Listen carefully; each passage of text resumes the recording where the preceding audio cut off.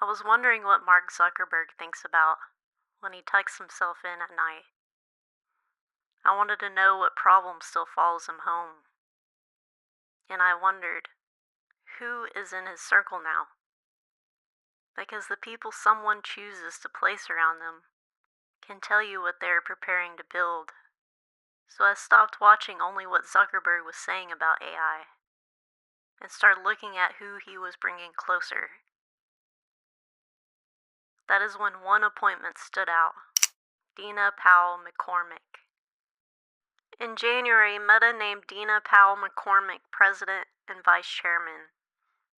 She did not come from an AI lab. She came through Wall Street, government, national security, and sovereign investment. Why her? Because Meta is not just trying to build better AI.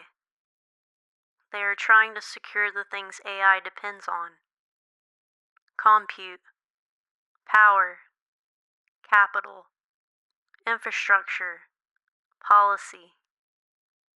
And Dina's background touches several of those worlds at once. That made me wonder who else Zuckerberg has placed around him. Susan Lee, finance. Santosh Janardhan, infrastructure. Nat Sahlstrom, energy.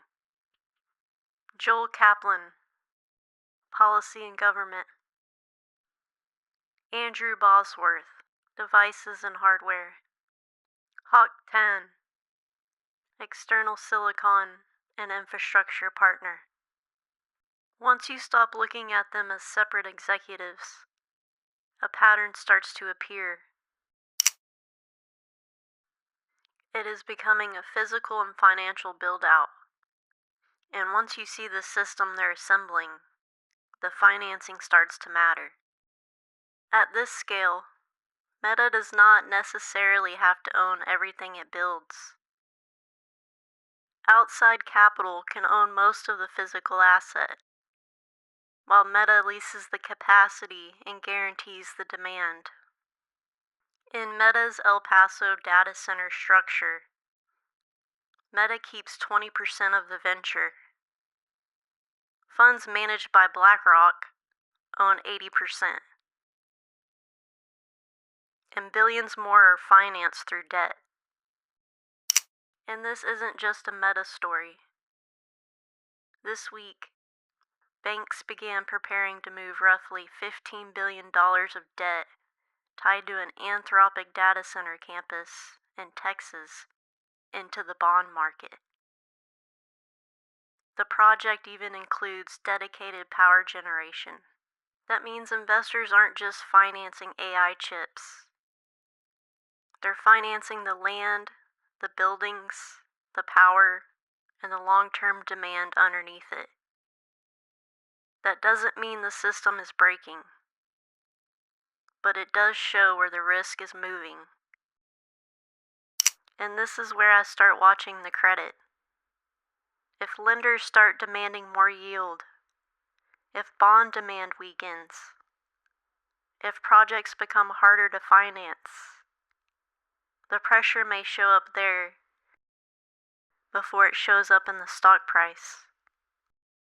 Santosh, Meta's head of infrastructure, has lived through a version of this before.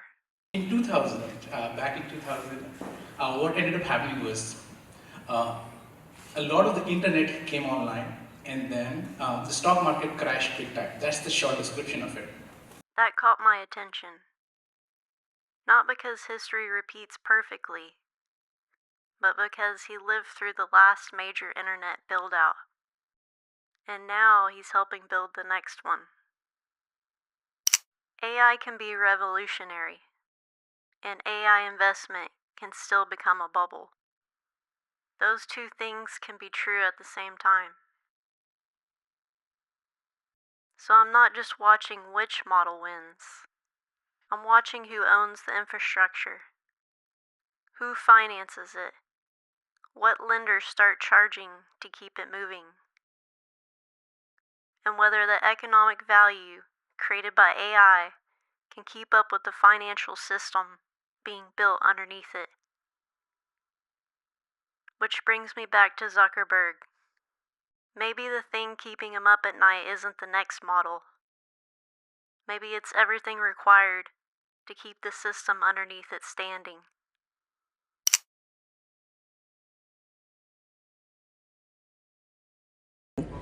I think it means there's a technical aspect to it. The scale is obviously unprecedented. You have to do things that probably humans haven't done before.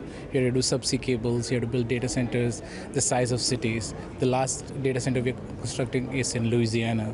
That's going to be 5 gigawatts. That's 50 Palo Altos. So that's the size of Manhattan. It takes you 2 hours to drive around the property.